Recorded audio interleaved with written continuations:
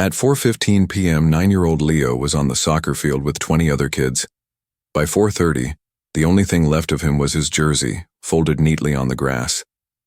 The scent of rain hung in the air, a thick, earthy perfume that promised a deluge but held back for now. It was a typical Tuesday afternoon for Sarah. The clock on her dashboard blinked 4:13 p.m., each passing minute a silent tick, closer to the moment her world would shrink to the size of her 9-year-old son's smile. Leo. Even his name felt like a warm, sunlit thing in her chest. She hummed along to a forgotten pop song on the radio, her fingers tapping a restless rhythm on the steering wheel. The drive to Northwood Elementary was one she could make in her sleep, a route carved into her muscle memory by years of drop-offs and pickups. Today was soccer practice day. Leo lived for Tuesdays. He'd vibrate with an energy that seemed too big for his small frame, his conversation at breakfast a dizzying monologue of feints, kicks, and triumphant, imaginary goals. He'd scrambled into the car that morning, his bright yellow jersey, the Golden Hornets, already on, a vibrant slash of color against the worn gray of the car seats. "Gonna score 3 today, Mom," he'd declared, his eyes wide and serious, as if sealing a pact with the universe. She'd laughed, ruffling his already messy brown hair. "Just have fun, sweetie." Now, pulling into the school's sprawling parking lot, she scanned the sea of minivans and SUVs. A familiar pang of maternal pride swelled as she saw the field. Little bodies in yellow and black buzzed across the green, their shouts thin and reedy on the humid air. She spotted Coach Miller, a hearty man whose own son played on the team, his arms waving as he directed the chaotic energy of 24 9-year-olds. She cut the engine, the sudden silence amplifying the distant sounds of the practice. 4:15 p.m. She was on time, as always. She preferred to wait in the car, watching the last few minutes of play. It was her private ritual, a moment to observe him in his own world, a world where he wasn't just her son, but a hornet, a teammate, a force of nature with scabby knees and an unstoppable grin. Her eyes swept the field, searching for that familiar shock of brown hair, the specific way Leo ran, a little hunched forward, as if he were perpetually leaning into a strong wind. Yellow jersey, number 7. He'd chosen it because it was his age when he first joined the team. He was fiercely proud of that number. She scanned the swarm of yellow. There. No, that boy was taller. There. No, hair was too light. Her brow furrowed. It was a big field, and they were running drills, scattering and regrouping like a disturbed nest of bees. It was easy to lose one in the crowd. She wasn't worried. Not yet. The feeling was more like a misplaced word on the tip of her tongue, an itch of confusion, nothing more. She watched for another 5 minutes. The drills broke down, and Coach Miller blew his whistle, its sharp tweet cutting through the air. The boys ambled towards the sideline, grabbing water bottles, their energy finally flagging. They plopped onto the grass, peeling off shin guards. This was the moment she always saw him clearly, his face flushed with exertion, his hair plastered to his forehead with sweat. Her eyes moved from one boy to the next. 1, 2, 3. She counted the yellow jerseys. She knew most of the kids by sight. There was Sam, with his fiery red hair. There was Daniel, who had to push his glasses up his nose every 10 seconds. There was Chris, the coach's son. She saw them all, their small forms dotting the edge of the field. But she did not see Leo. The itch of confusion sharpened into a needle prick of unease. He was probably in the huddle, blocked from view. Or maybe he'd run to the restroom at the edge of the field house. Yes, that had to be it. He was always forgetting to go before practice. She waited. The boys started gathering their bags. Parents began to trickle from their cars, calling out names, their voices weaving a familiar tapestry of end-of-day reunions. The unease in Sarah's chest tightened. It was a cold knot, small, but dense. She opened the car door, the humid air instantly clinging to her skin. "Hey, Sharon," a voice called out. It was another mom, Jessica, whose son, Matt, was one of Leo's best friends. "Hey, Jess, see Leo?" Sarah asked, trying to keep her voice light, casual. Jessica squinted toward the dispersing team. "He was just out here. Matt!" she yelled. Matt trotted over, his own jersey untucked and stained with grass. "You see Leo?" Matt shook his head, taking a long gulp from his water bottle. "Dunno. He said he was thirsty a while ago." He shrugged, the gesture a pinnacle of 9-year-old nonchalance. He wasn't worried. Why should he be? His world was still safe, still logical. The cold knot in Sarah's stomach grew.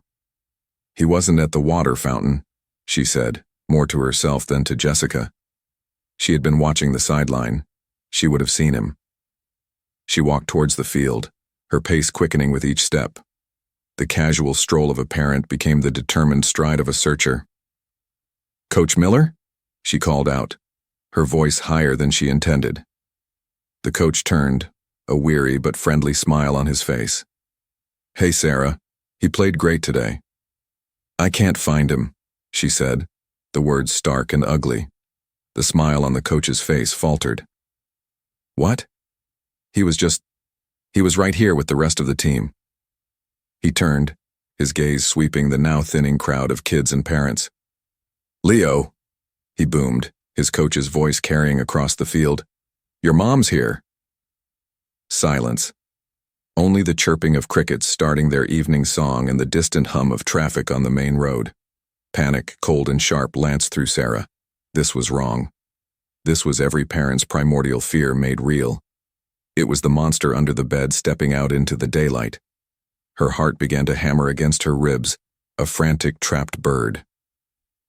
He has to be here," she whispered, her eyes darting wildly. The restrooms, the locker room, the snack bar, even though it was closed. Her mind raced, creating and discarding possibilities with sickening speed. Coach Miller saw the terror bloom on her face. His own expression hardened with concern. Okay. Let's not panic. He's a good kid. He wouldn't just wander off." "Chris," he yelled at his son. "When's the last time you saw Leo?" Chris trotted over, his face a mask of confusion. During the running drill? He said his shoe was untied." His shoe. Sarah's eyes dropped to the ground, scanning the grass as if she might find a footprint. A clue. A single stray shoelace. But there was nothing. Just trampled grass and the deepening shadows of late afternoon. Other parents started to notice. The casual chatter died down, replaced by murmurs and concerned glances. The atmosphere on the field shifted from post-game camaraderie to a shared, tightening dread. A few of the moms came over, offering useless but well-intentioned assurances. "He'll turn up. He's probably hiding, playing a game." But Sarah knew her son. Leo was not a hider. He was not a prankster. He was a boy who loved rules, who took pride in his number 7 jersey, who would be waiting for her right where he was supposed to be. Her breath came in ragged gasps. The world seemed to tilt on its axis.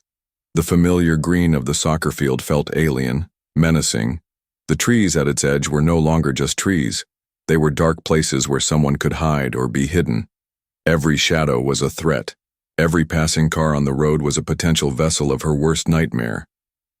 "We need to search," she said, her voice trembling but gaining a sharp, desperate edge. "Everyone, now, spread out." The command, coming from the epicenter of the fear, galvanized the others. Coach Miller took charge, his voice losing its friendly tone and taking on a military precision. "Okay, we're going to do a grid search. Parents, take the perimeter. Kids, stay here with me. Check the bleachers. Check behind the dugout. Check the equipment shed. Move." Sarah started walking, almost running, her eyes scanning every inch of the ground. She circled the field, her heart pounding a deafening rhythm in her ears. Nothing. She checked the small brick field house that held the restrooms. She pushed open the heavy metal door. "Leo?" Her voice echoed in the tiled emptiness. The stalls were all open, vacant. A profound, chilling silence answered her. She stumbled back out into the fading light. The sky was bruising into shades of purple and orange. How had it gotten so late? How had minutes stretched into this gaping eternity of not knowing? She saw Coach Miller jogging back towards the center of the field, his face grim. The other parents were returning from the edges of the parking lot, from behind the bleachers, all with the same answer in their empty hands and shaken heads. Nothing. He was gone. He had simply evaporated from the middle of a field surrounded by people.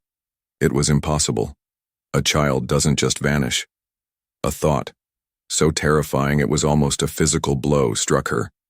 Someone took him. The thought was a venom spreading through her veins, paralyzing her with a horror so complete it stole the air from her lungs. She swayed on her feet. And that's when she saw it. There, in the center of the field, almost directly on the white circle painted in the middle, was a small square of yellow. It was lying on the grass, a perfect, vibrant patch against the darkening green. For a moment, she thought it was just a piece of equipment, a cone maybe, left behind, but it was too neat, too deliberate. She walked towards it, her legs feeling like lead. It was as if she were moving through water, the air thick and resistant. As she got closer, her breath caught in a choked sob. It was Leo's jersey. It was his number 7. The Golden Hornets emblem was face up. It wasn't dropped. It wasn't discarded. It was folded, neatly. The sleeves were tucked in, the sides folded over, forming a perfect, tidy square, as if it had been placed there for inspection, as if it were a message. She stopped a few feet away, unable to get closer. The sight was so wrong, so profoundly, terrifyingly bizarre, that her mind refused to process it. A discarded jersey she could understand. A ripped one even. But a folded one? Left in the center of the field where he had just been playing? Why would a 9-year-old boy stop to perfectly fold his jersey in the middle of practice, and if he didn't, who did? The world went silent. The worried voices of the other parents, the distant traffic, the crickets, it all faded into a dull, roaring vacuum. All that existed was her, the rapidly darkening sky, and that impossible square of yellow cloth. It was the hook, the central shocking fact that defied all logic. It was the last piece of her son she could see, but it offered no comfort. It was an emblem of his absence, a chillingly calm statement in the middle of a whirlwind of panic. It was a question mark lying on the grass, a primal scream built in her throat, a raw animal sound of pure anguish. She fell to her knees, the damp earth soaking through her jeans, her eyes locked on that neatly folded jersey. He was gone, and this quiet, orderly thing left in his place was the most violent, most terrifying clue of all. The scream that tore from Sarah's throat was a raw, ragged thing, the sound of a soul being ripped apart. It silenced the murmuring parents and froze the restless children. It was a sound that belonged to the wild, a visceral response to an impossible truth. Coach Miller reached her first, his hand hovering over her shoulder before falling uselessly to his side, his own face pale with shock as he stared at the object of her horror. The folded jersey sat on the grass like a sacred offering. In the deepening twilight, its yellow seemed to glow with an unnatural luminescence. It was an island of calm in a sea of rising panic, its neatness a grotesque mockery of the chaos it had unleashed. Sarah's world had compressed to that single point of yellow. Her mind, reeling from the shock, tried to find a logical foothold and found none. Leo was meticulous, yes. He liked his Lego bricks sorted by color and his books arranged by height.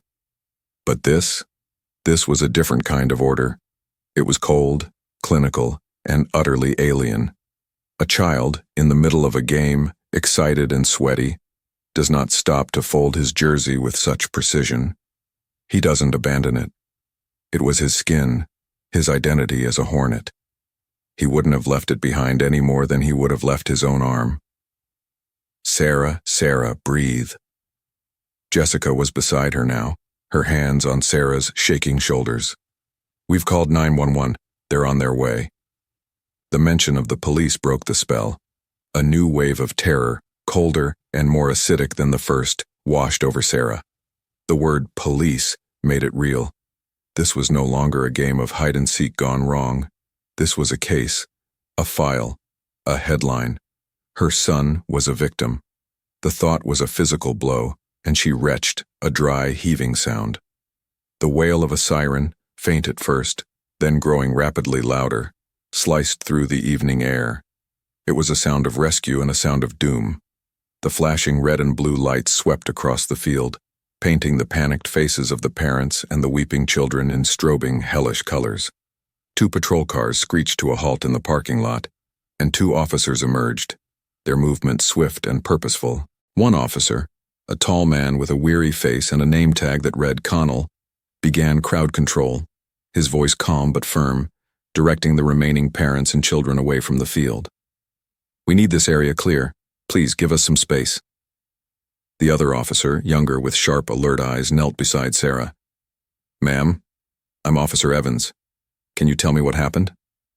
Sarah could only point, her finger trembling as she directed his gaze to the center of the field.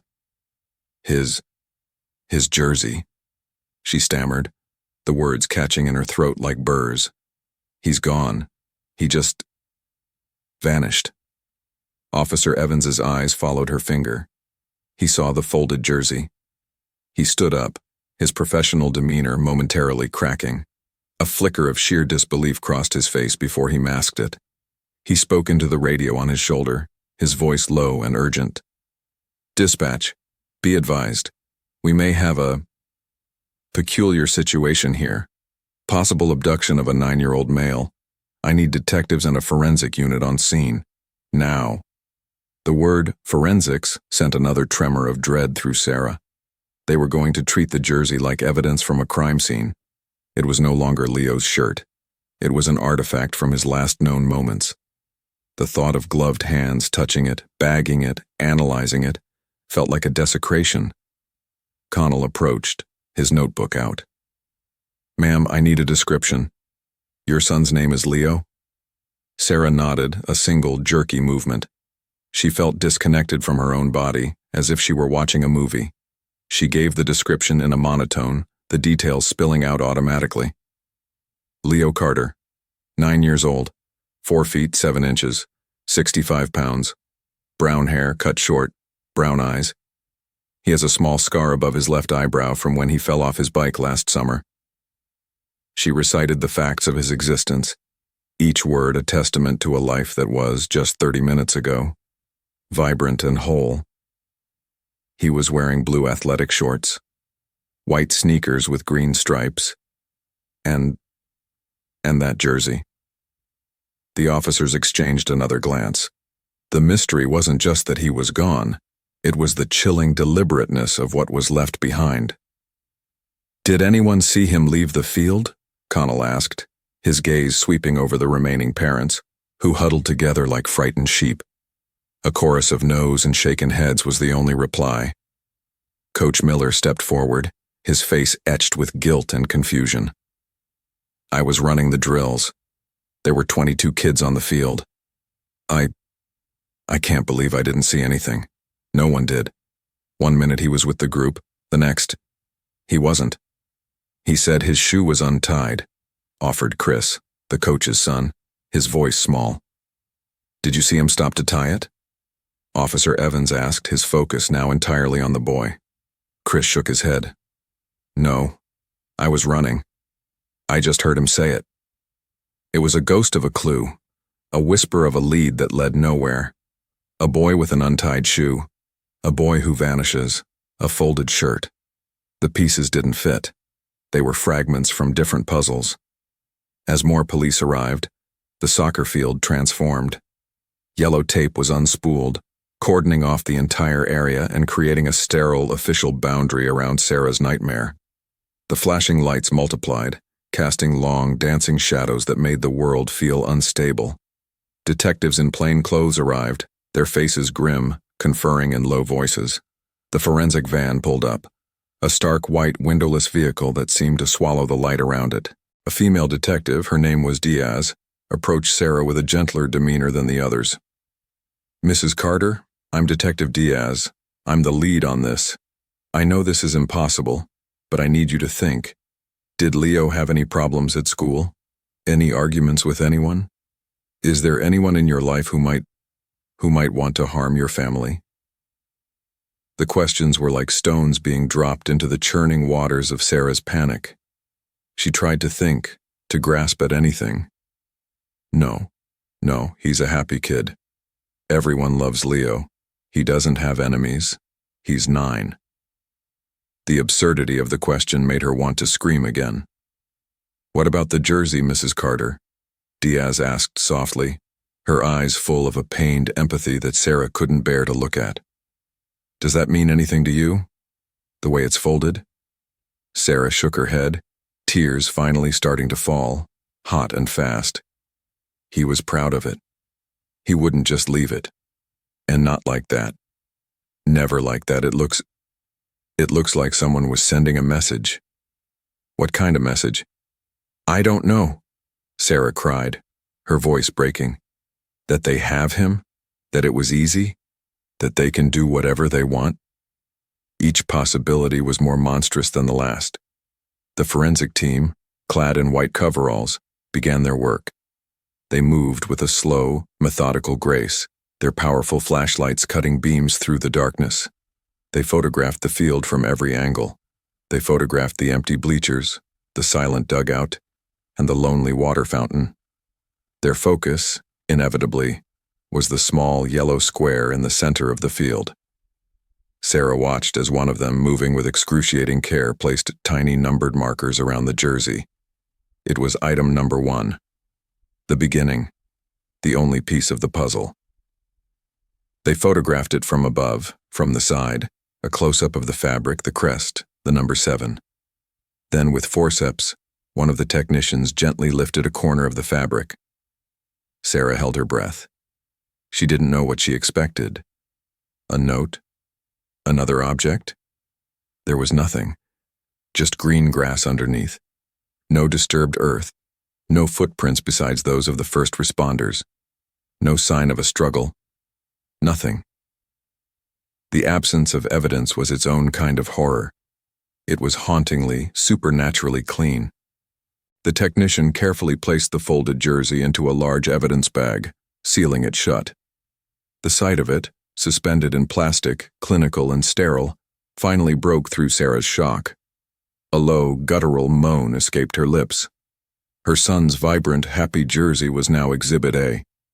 Detective Diaz led Sarah to the relative quiet of a patrol car. We're going to search the entire school grounds and the surrounding woods, she explained, her voice steady. We're issuing an Amber Alert. His photo will be everywhere within the hour. Everywhere. Leo's smiling school picture, broadcast on televisions, on highway signs, on phones.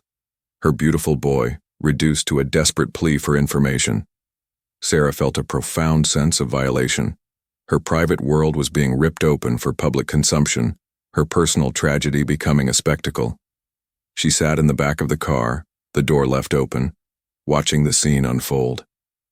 She saw her husband, Mark, arrive, his car swerving into the lot. He burst out, his face a mask of confusion and fear, and when he saw her, he broke into a run. He enveloped her in an embrace that was both a comfort and an agony, for it was an embrace that should have included their son. The act ended not with a bang, but with a chilling, unanswered question that hung in the air, thick and heavy as the unshed rain. As the searchlight swept across the empty field and the dark, silent woods beyond, Detective Diaz stood over the spot where the jersey had been.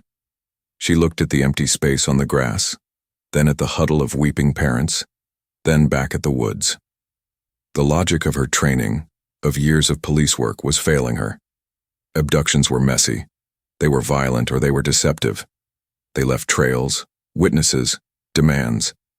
They did not leave behind neatly folded pieces of clothing as their only calling card. She turned to Connell, her voice barely a whisper, but it carried the weight of the entire, terrifying mystery. "Who are we looking for?" she asked, not expecting an answer. A monster who takes a child from a crowd in broad daylight, or a ghost who leaves nothing behind but a question? The cliffhanger was not about what would happen next. but about the very nature of the evil they faced.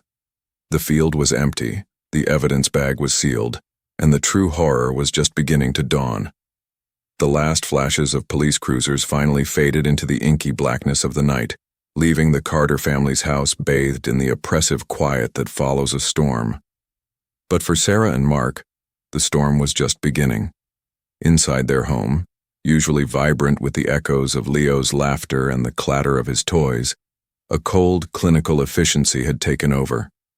Uniformed officers meticulously combed every room, their gloved hands unsettlingly gentle as they searched. Detective Diaz, her face a mask of determined professionalism, led the charge. Her questions, though soft-spoken, were sharp, probing deep into the most intimate corners of their lives. "Mrs. Carter, can you walk me through your day again, minute by minute?" Diaz asked, her eyes never leaving Sarah's. From the moment Leo woke up. Sarah, huddled on the sofa next to a silent, rigid Mark, felt an almost out-of-body sensation. Her voice was flat, devoid of emotion, as she recounted the ordinary morning. The cereal, the hurried goodbyes, the usual school run. It felt absurd, grotesque, to detail such mundane moments when the product of those moments, her son, was simply gone. He was excited for practice, she managed, her throat tight. "He always is on Tuesdays." "And you, Mr. Carter?" Diaz turned to Mark, her gaze unwavering. "Your whereabouts today?" Mark, usually so assertive and grounded, looked utterly defeated. He ran a hand over his face, as if trying to wipe away the nightmare. "Work. I was at the office all day. Client meeting in the afternoon, my assistant can confirm." His voice was hoarse, each word a struggle. The questions continued, relentless and intrusive. They asked about their marriage, about any arguments, financial troubles, secret relationships. They asked about Leo's behavior. Had he been withdrawn? Unhappy? Had he ever spoken of running away? Had he mentioned anyone new in his life, any stranger, any secret friend? Sarah and Mark answered dutifully, their initial shock giving way to a gnawing, confused anger. How could they be suspected? They were the victims, the ones suffering unimaginable pain. Yet the unblinking analytical eyes of the detectives saw only data points, potential motives, alibis to be verified. The absence of a forced entry, of a struggle, of a single scream heard by anyone was a gaping hole in the investigation, and that hole pointed directly accusingly at Leo having gone willingly, or at least without outward duress. And if he went willingly, who could he trust that much? The scrutiny soon extended beyond the immediate family. Coach Miller, a man beloved by the community, found his life irrevocably altered overnight. He was brought down to the precinct for extensive questioning. Every aspect of his coaching history, his interactions with Leo and the other children, his personal life, his family's dynamics, it was all meticulously picked apart. The police asked about his relationship with Leo, about any disciplinary issues, about any parents who might have grievances with him. They wanted to know if he'd ever seen anyone suspicious loitering around the field, if any child had ever seemed particularly attached to him, or, chillingly, if he had any unusual habits or hobbies. The fact that he was the last adult confirmed to have seen Leo alive, however fleetingly, placed an unbearable weight on his shoulders. He replayed the practice endlessly in his mind, searching for a missed glance, a fleeting expression, a moment when Leo might have seemed different, a moment when he could have intervened. He described Leo's untied shoe, the casual comment. He felt the cold, hard glint of suspicion from the detectives. He was a professional, an upstanding citizen, yet he was being examined as if he were a potential monster. The parents of the other boys on the team, once friendly and familiar faces from countless practices and games, now looked at him with a mixture of pity and unspoken accusation. His own son, Chris, already traumatized by his friend's disappearance, became withdrawn, unable to meet his father's eye, a silent testament to the unspoken doubts now circling the man. The casual innocence of a children's sports team had been irrevocably shattered. replaced by an undercurrent of suspicion that eroded trust. Meanwhile, the digital world exploded with Leo's face. The Amber Alert, broadcast across every television screen, every highway billboard, every mobile phone in the region, generated a dizzying, overwhelming flood of tips. Dispatch centers were swamped, hotlines ringing off the hook. Each call was a spike of desperate hope, immediately followed by the crushing weight of disappointment. A blurry photo from a convenience store in a neighboring town, claiming to show a boy in a yellow jersey, turned out to be a boy named Liam from a different state, on vacation with his family. A reported sighting of a child resembling Leo at a bustling bus station in a distant city led to hours of frantic searching, only to discover it was a case of mistaken identity, a child wearing similar clothes. The sheer volume of false positives was exhausting, disheartening, and utterly draining for the task force. Every wasted lead pulled resources away from the few precious potential threads. One of the most persistent and frustrating false leads came from a supposed psychic in a distant city who claimed to have vivid visions of Leo trapped in a dark, confined space near water.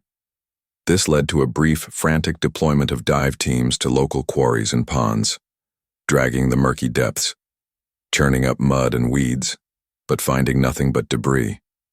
Sarah, desperate for any shred of hope, had initially clung to such tips, but each crushing disappointment chipped away at her fragile spirit, leaving her hollowed out. Then came the Red Hat Man lead. A troubled teenager named Kevin, known in town for his exaggerated stories and a history of seeking attention, approached the police with a dramatic account.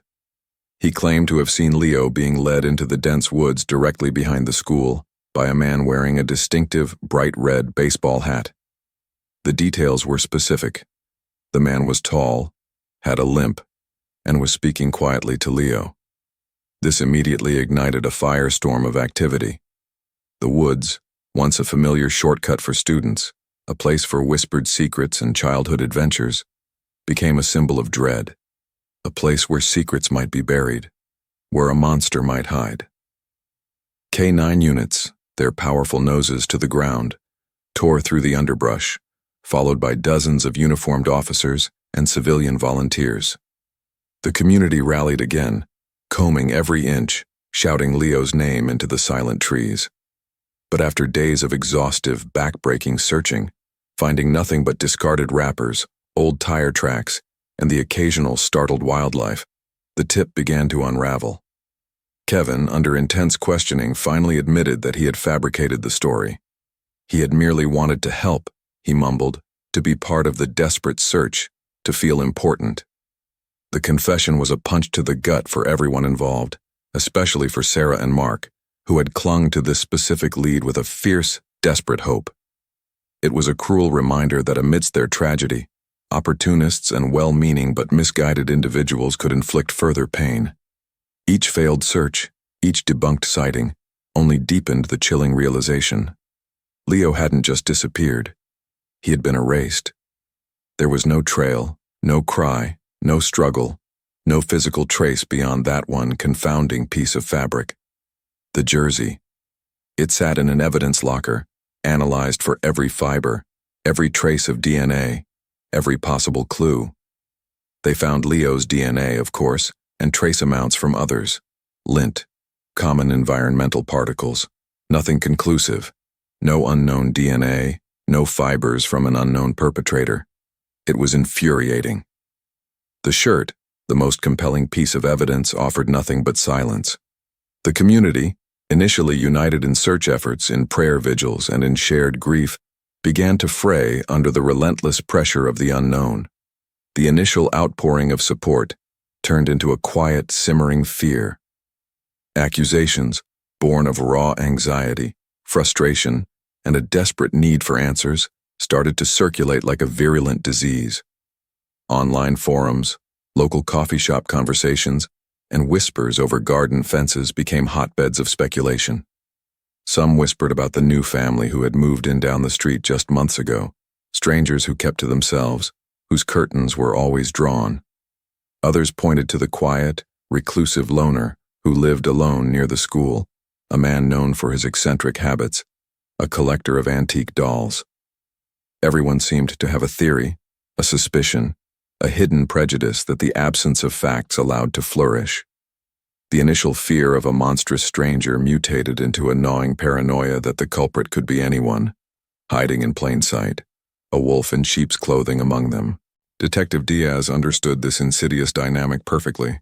It was the inevitable brutal nature of a cold case, a mystery without clear answers, without a defined villain.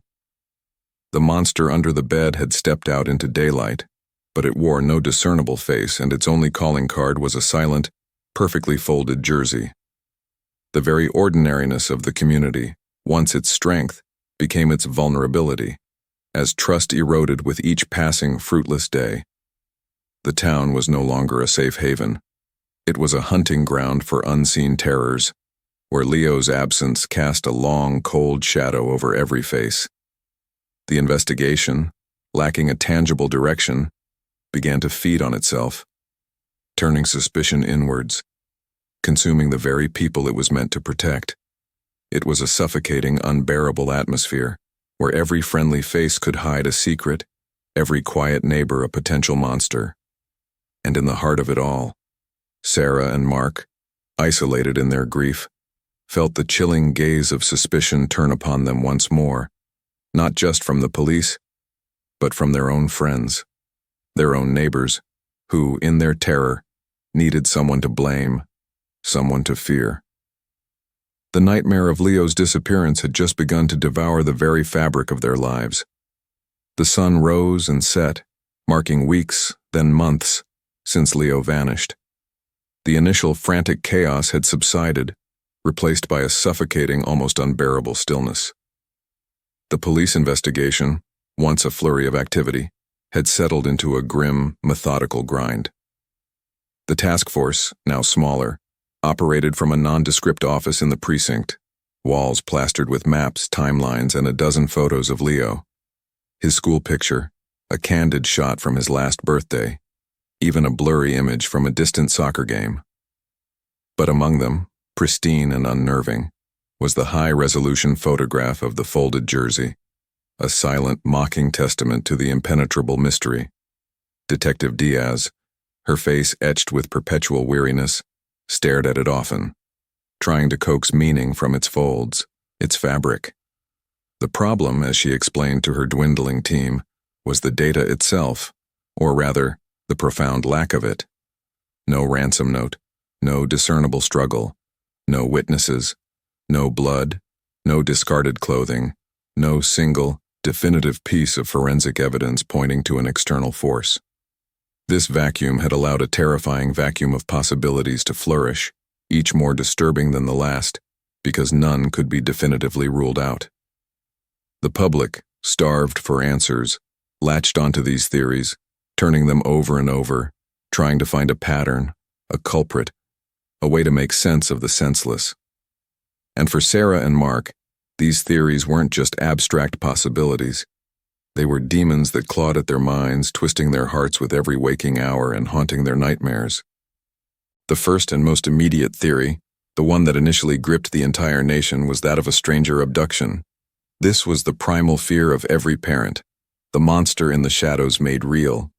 The media, hungry for a clear narrative, seized upon it, painting a picture of a cunning predator who managed to snatch a child from a bustling field in broad daylight, a ghost in plain sight.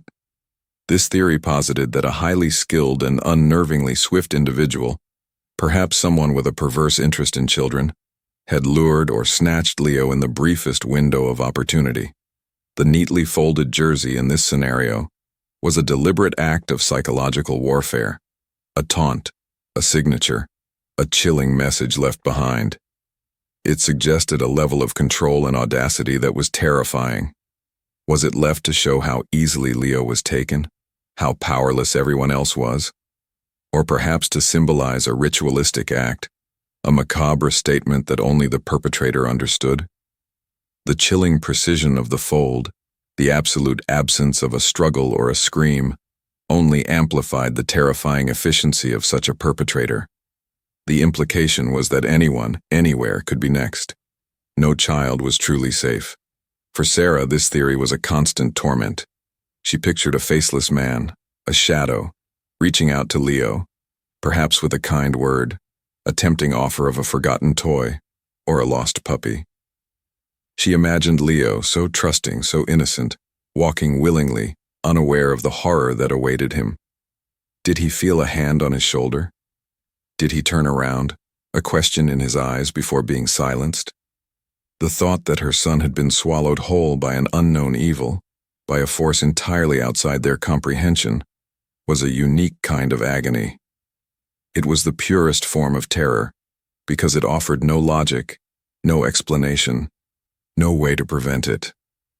She would wake in the middle of the night, bathed in a cold sweat, convinced she heard Leo's faint, muffled cries, a ghost of a sound carried on the wind.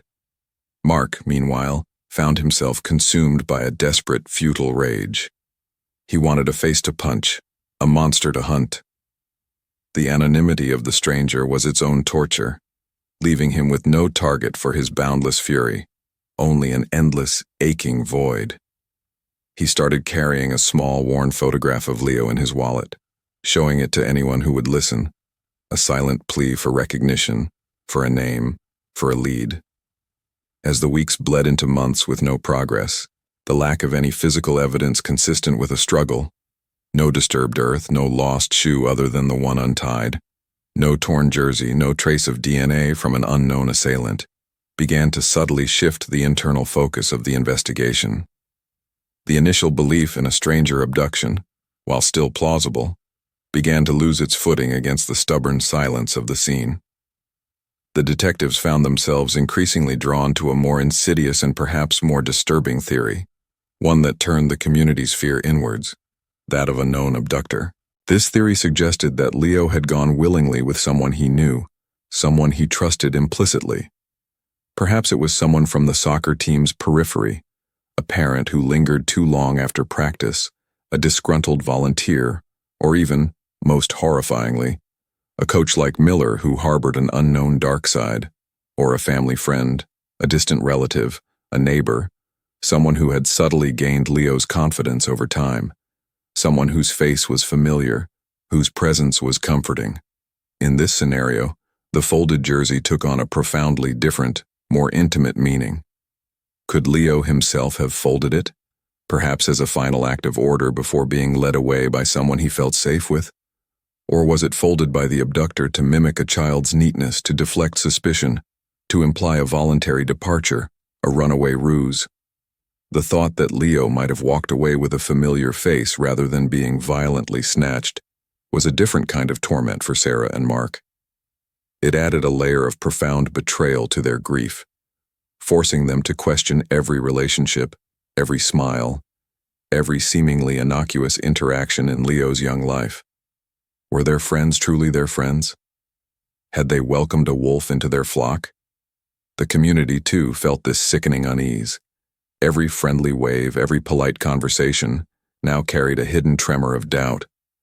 Who among them could be capable of such a monstrous act?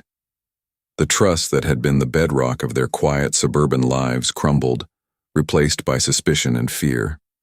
Children were suddenly kept on tighter leashes, playdates were carefully vetted, and neighborhood barbecues felt less convivial, more like uneasy assemblies. Detective Diaz found herself poring over background checks of every individual connected to the school, to the team, to the Carters' social circles. The sheer volume of familiar faces, each a potential suspect, was overwhelming. Adding to the complexity was the deeply unsettling, though less likely possibility of a voluntary disappearance. For a 9-year-old, this was almost unheard of, bordering on the inconceivable. What could possibly drive a child so young, so seemingly happy and well-adjusted, to meticulously fold his own jersey and vanish without a trace from a place he loved? Had Leo been experiencing hidden anxieties, bullying at school that he hadn't disclosed, or perhaps even an early secret struggle with his identity or emotions that his parents were completely unaware of? This theory was excruciating for Sarah, forcing her to confront the possibility that her son, her sunny, rule-loving Leo, might have harbored secrets so profound he felt compelled to orchestrate his own disappearance. The neatly folded jersey would then be a deliberate message from Leo himself, a sign of his intent, however cryptic. Perhaps it was a clue, a symbolic act that only he understood. But what kind of 9-year-old plans such a precise, chilling exit? The implications were devastating, suggesting a depth of internal turmoil no parent wants to imagine in their child, especially one so young. Mark struggled to even entertain this theory. Leo was too open, too attached to them, to their routines. But then the image of that perfectly folded jersey would flicker in his mind, its unsettling orderliness defying all other explanations. Why would an abductor care to fold a shirt so neatly? Why leave it so conspicuously? The idea that Leo orchestrated it, however remote, was a terrifying whisper in their ears, adding self-blame to their grief. What had they missed? What signs had been there, invisible to their loving but perhaps naive eyes? Finally, there was the grim, yet for a time, desperately clung to theory of an accident. Perhaps Leo, in a moment of childish distraction or mischievousness, had wandered off, untied shoe or not, into the nearby woods, a hidden storm drain, an old, unseen culvert, or a disused construction site on the outskirts of town, and suffered an accident. The jersey, then, would be a red herring, perhaps a cruel coincidence of being dropped or lost, and then disturbed by an animal, or perhaps even found and folded by a stranger who, seeing it, thought to tidy it without any malicious intent, oblivious to the tragedy unfolding. This was the hope Sarah sometimes clung to in her darkest moments, a hope for a natural, albeit tragic explanation. It was a terrible thought, but it was less monstrous than the others. If it was an accident, at least no one meant to harm him.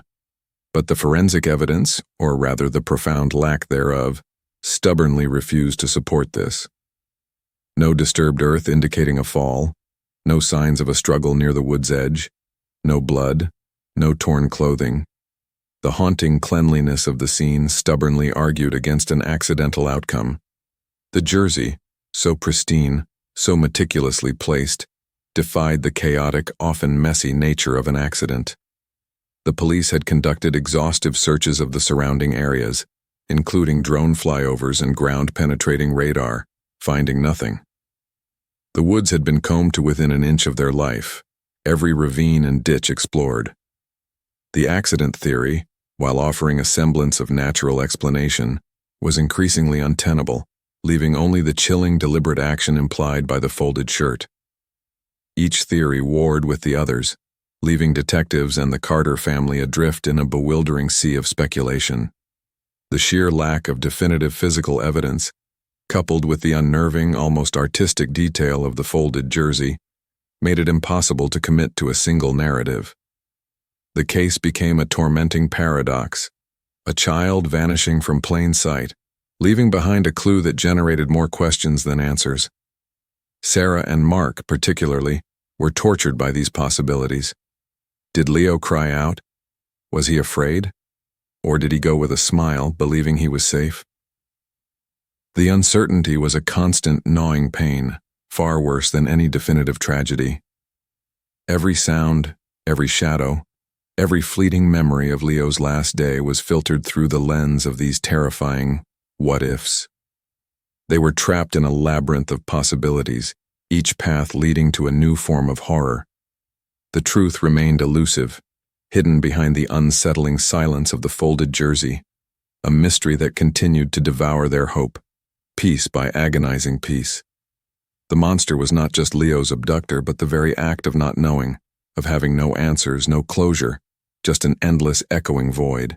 The agonizing proliferation of theories, detailed and debated with frantic intensity throughout the months that followed Leo's disappearance, eventually yielded to a more profound, chilling reality: silence. The initial furious churn of investigation slowed. The task force, once a vibrant hub of desperate activity, thinned out, its members reassigned to more solvable cases. The hotlines stopped ringing off the hook. The national news crews, having exhausted every angle of the baffling mystery, packed up their cameras and moved on to the next breaking tragedy, leaving Northwood to grapple with its enduring, unsolvable wound. Years passed. The calendar pages turned, marking not progress, but the steady accumulation of Leo's absences. Every birthday was a fresh grief, a cake unshared, presents unwrapped. Every holiday season, a vacant chair at the dinner table. School picture day, a poignant reminder of the missing smile. Time, rather than healing, merely ossified the Carters' grief, turning it into a monstrous, unmovable monument of absence. For Sarah and Mark, every morning was a new waking into a world where Leo wasn't.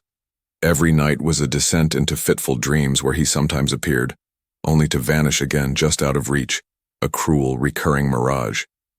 Their home, once a beacon of family warmth and chaotic joy, transformed into a pristine, heartbreaking shrine. Leo's bedroom remained untouched, a perfect agonizing tableau of a life suspended. His soccer ball lay by the bed, deflated over time, his worn teddy bear perched on the pillow, a half-finished drawing of a spaceship still tacked to his corkboard. Dust motes danced in the sunlight that streamed through the window, illuminating the stillness, the profound emptiness that resonated louder than any noise. Sarah would often sit on his bed, running her fingers over his action figures, inhaling the faint, lingering scent of him, a mix of boyish sweat, laundry detergent, and the indefinable essence of Leo. It was a self-inflicted torture, a desperate refusal to let go, a fervent attempt to keep his memory alive in the face of a world that seemed determined to forget. The clothes he wore on the day he vanished were still in the hamper, carefully preserved in a sealed bag, as if washing them would somehow erase the last tangible connection to his physical presence. His toothbrush sat in the cup, his favorite mug by the sink. Every object was a silent accusation, a testament to a life abruptly truncated, a future brutally stolen. Mark, by stark contrast, threw himself into a relentless, all-consuming pursuit of answers. He left his well-paying engineering job, dedicating himself full-time to the search, becoming a self-appointed one-man investigation. He created elaborate websites, meticulously managed intricate social media campaigns that chronicled every failed lead, every dismissed theory, every painful anniversary. He attended countless missing persons conferences across the country, listening to experts, interviewing private investigators, desperate for any new technique, any fresh perspective that might crack the impenetrable wall surrounding Leo's case. He devoured books on criminal psychology, learning about victimology, predator profiling, and the dark nuances of child abductions. He became a self-taught expert in cold cases, convinced that if he just looked hard enough, understood enough, he would find the key, the elusive missing piece that everyone else had overlooked. He joined support groups for parents of missing children, finding a grim camaraderie with others who walked the same desolate path. Yet even among them, Leo's case remained an unsettling anomaly. The jersey, he'd explain, his voice raw, his eyes perpetually haunted. No one ever understands the jersey. It makes no sense. Its unsettling perfection defied the narratives of violence, of struggle, of a desperate flight. It was an enigma that continued to mock them, a silent challenge that no one could solve. He would spend endless hours in his makeshift office, poring over maps of the area, drawing intricate circles of possibility, re-interviewing old witnesses who remembered less and less with each passing year, always chasing the faintest whisper of a new lead, a forgotten detail.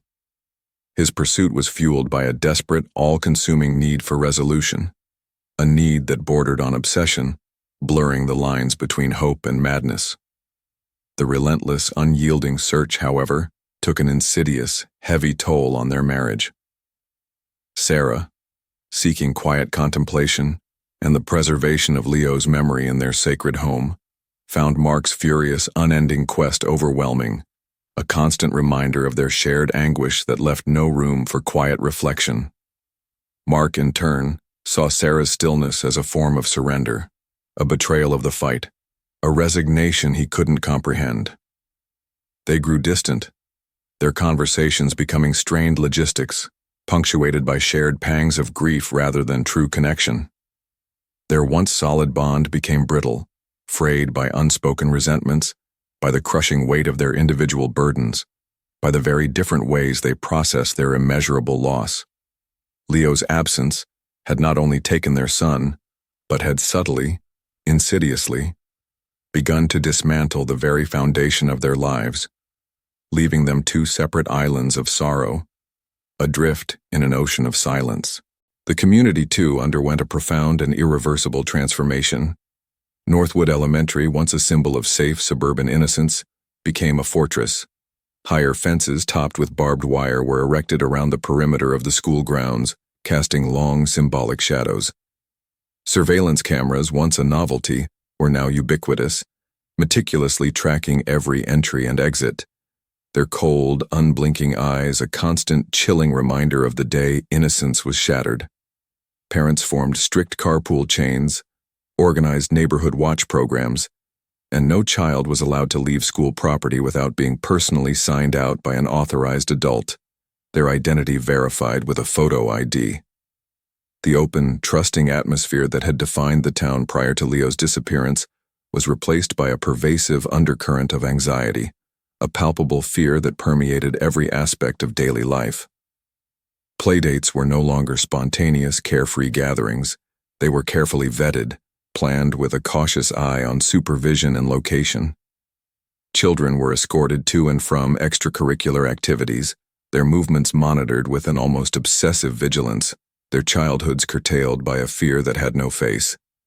The annual town fair, once a joyous event, was now smaller, subdued, its lights seeming dimmer, its crowds thinner, its laughter less uninhibited. Leo's vanishing had irrevocably changed the fabric of the town, leaving behind a lingering scar on its collective psyche, a permanent crack in its sense of security. Detective Diaz, though she eventually moved on to other cases, promoted through the ranks, never truly let go of Leo's. His file sat on the cold case shelf, thicker now with endless reports, witness statements, and psychological profiles. But the photograph of the folded jersey remained pinned to her personal corkboard, a constant irritating puzzle that gnawed at the edges of her mind. She'd reviewed every witness statement 100 times, every phone record, every inch of the grainy security footage from the school's perimeter that showed nothing. She'd chased down every debunked lead, consulted with profilers who offered only theories, and even, in moments of extreme desperation, entertained the ideas of psychics, her rational mind battling with her yearning for a breakthrough, a single thread of tangible evidence. But the truth remained stubbornly elusive.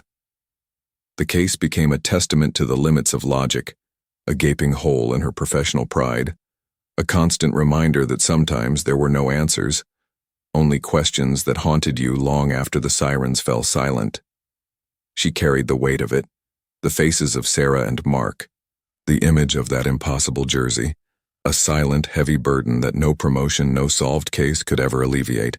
The most profound impact, however, was the absence of a climactic reveal. There was no knock on the door in the dead of night, no phone call with definitive news, no body found, no confession, no dramatic breakthrough in forensic science.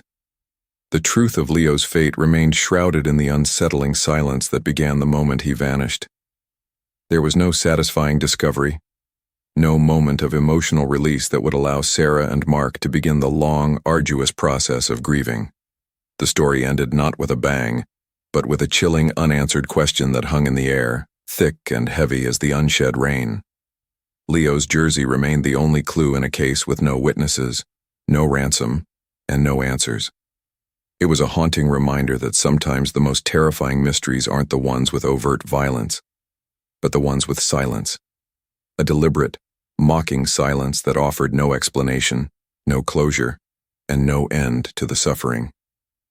The silence that followed Leo's disappearance was not merely an absence of sound, but an absence of justice, an absence of peace, an absence that echoed through the lives of everyone it touched, a permanent question mark in the heart of their world. It was the silence of a mystery that continues to breathe, to haunt, to consume, leaving behind only the cold comfort of speculation and the enduring agony of never truly knowing. The missing piece of Leo's story was not a hidden villain or a shocking twist. It was simply the truth, forever obscured by the folds of a yellow jersey left on a green field. The sun still rises over Northwood Elementary. Children still play soccer on the field, their shouts echoing in the humid air. But for those who remember Leo Carter, for his parents, for Detective Diaz, for the quiet town forever marked by his vanishing, the field is no longer just a field. It's a monument to the unknown, a place where a child disappeared, leaving behind nothing but a perfectly folded jersey and an unsettling, unbreakable silence. The mystery endures, a phantom limb on the body of the community, forever aching, forever missing a piece it cannot name. If this story unsettled you, don't forget it. Share it. Someone somewhere knows what happened after Leo folded his jersey. What do you think happened? Drop your theory below.